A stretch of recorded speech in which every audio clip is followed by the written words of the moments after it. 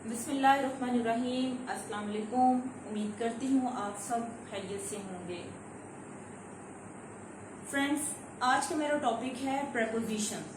Prepositions क्या है? Parts of speech का एक पार्ट है। यहाँ पर देखिए, noun, pronoun, verb, adverb, adjective, preposition, conjunction, interjection. 8 parts of speech हैं जिनके बारे में कहा जाता है कि अगर ये पार्ट्स ऑफ स्पीच आ जाएं तो समझ लें आपने हाफ इंग्लिश सीख ली है, हाफ इंग्लिश ग्रामर के बारे में आपको नॉलेज हो गया है। तो यहाँ पर प्रेपोजिशंस को लीजिए, तो प्रेपोजिशंस को हम ज्यादा तवज्जो नहीं देते क्योंकि इंग्लिश बोलते वक्त हम मोस्टली इसे इग्नोर कर देते हैं, लेकिन एक अच्छी इंग्लिश बोलने के लिए प्रेपोजिशंस के बारे में मालूम होना बहुत जरूरी है। तो प्रेपोजिशन क्या है? प्रेपोजिशन हरूफे जार होते हैं, जैसे उर्दू में ये हरूफे जार होते हैं। उर्दू में क्या है? का, को, की, के, से, पर, तक, ऊपर,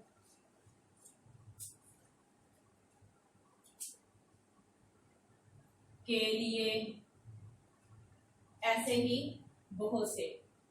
आसपास, मतलब उर्दू में जुमले को मुकम्मल करने के लिए हमें हरूफे जार का इस्तेमाल करना होता है, जो कि हम इनके बगैर अपना कोई भी जुमला इस्तेमाल नहीं कर सकते या बना नहीं सकते या अपना जो एक मैसेज है दूसरे तक कन्वे नहीं कर सकते। अगर हम इनमें से या इसी तरह के और भी जो हरूफे जार हैं उनका इस्तेमाल ना करें तो सेंटेंस मुकम्मल नहीं होता।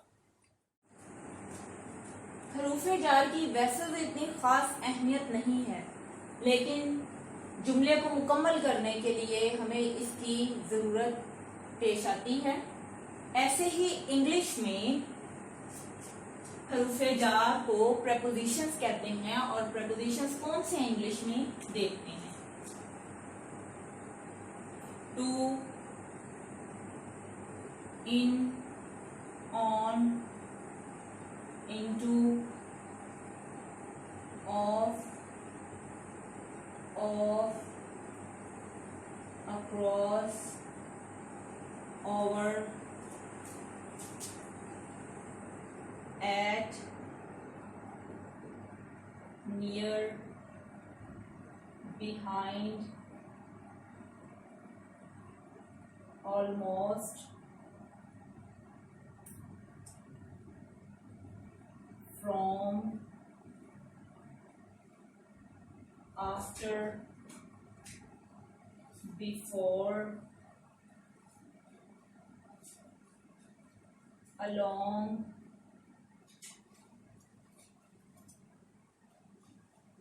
above, beneath, below, by, for,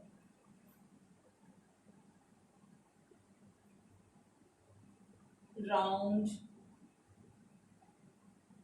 through, with, और under। इंग्लिश में और भी बहुत से प्रेपोजिशंस हैं, बट ये भी प्रेपोजिशंस में इंक्लूड होते हैं और मोस्टली इन्हीं का ही इस्तेमाल होता है। टू से, इन में, ऑन पर, इनटू में से, ऑफ खत्म करना, ऑफ का, की, को के मीनिंग्स में आता है क्रॉस, पार, ओवर ऊपर, एट किसी मुकाम पर, नियर करीब, बिहाइंड पीछे, ऑलमोस्ट तकरीबन, फ्रॉम से, आफ्टर बाद, बिफोर पहले, अलोंग साथ, अबव ऊपर, beneath नीचे, बिलो भी नीचे, बट इन दोनों का डिफरेंस यूज होता है। बाय के जरिए, फॉर के लिए, राउंड इर्द गिर्द या आसपास, थ्रू के जरिए, विद साथ, अंडर नीचे। इसके अलावा भी फ्रेंड्स बहुत सी प्रपोजिशंस हैं, बट मैंने अभी इतने ही मुनासिब समझे आपको बताने के लिए। अब इनको मजीद क्लियर मैं आपको एग्जांपल्स के थ्रू करती हूँ, और एग्जांपल्स जो है मैं आपको सिटी से रिलेटेड दूंगी। सिटी को ही लेकर उसमें हम ये इन्हीं में से ही प्रपोजिशंस इस्तेमाल करेंगे। देखिए,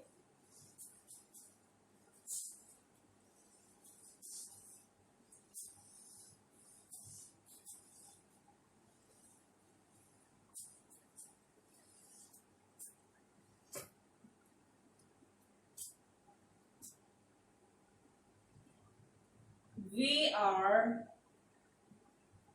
living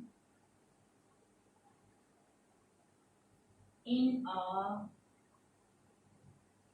big city। इनमें प्रपोजिशन देखिए कौन सा है, इन। वी आर लिविंग, हम रह रहे हैं, इन अ बिग सिटी, एक बड़े शहर में। हम एक बड़े शहर में रह रहे हैं, यह है सिटी। शहर से रिलेटेड मैंने आपको एग्जांपल्स देनी है, इसलिए सिटी को मैंने अंडरलाइन किया है। लेकिन प्रपोजिशंस ये हैं कि we are living in a big city, हम एक बड़े शहर में रह रहे हैं।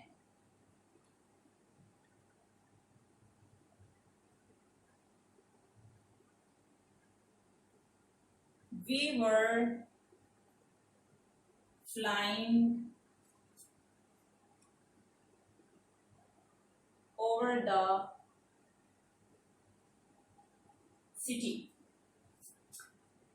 We were flying over the city, हम शहर के इर्द गिर्द ही घूम रहे थे या आसपास ही प्रवास कर रहे थे। Next example, did you reach near the city. Did you reach, क्या आप शहर के करीब पहुंच गए हैं। यहां पर देखिए fourth example, the plane was exactly over the city। जहाज एन शहर के ऊपर था। We were flying over, आसपास, ये है preposition. We were flying over the city, हम शहर के आसपास ही प्रवास कर रहे थे। डिड यू रीच नियर, क्या आप नियर द सिटी, क्या आप शहर के करीब पहुंच गए हैं। पहुंच गए क्योंकि ये पास्ट का है, तो क्या आप शहर के करीब पहुंच गए।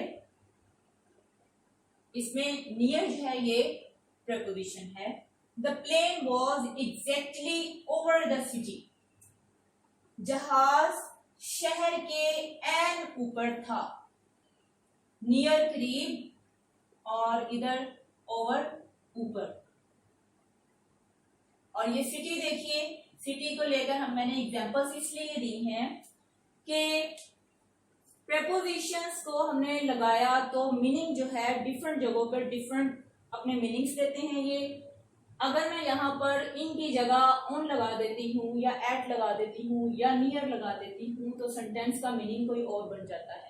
अगर मैं इनमें प्रपोजिशंस लगाती ही नहीं, फॉर एग्जांपल ये खत्म कर दिया हमने, तो we are living a big city, इनके बगैर आई एन इनके बगैर जो है ये पूरा सेंटेंस इनकम्प्लीट है। हमें ये नहीं पता कि नियर अ बिग सिटी बताया जा रहा है, इन अ सिटी बताया जा रहा है, ऑफ अ बिग सिटी या ओवर अ बिग सिटी, कुछ भी क्लियर नहीं। बट यहाँ पे जब हम इन लगा देंगे तो सेंटेंस क्लियर हो जाएगा। इसी तरह से ये इन अगर इधर आ जाता है और ये ऊपर चला जाता है तो मीनिंग डिफरेंट हो जाते हैं। फ्रेंड्स, प्रीपोजिशंस के अपने मीनिंग्स नहीं होते।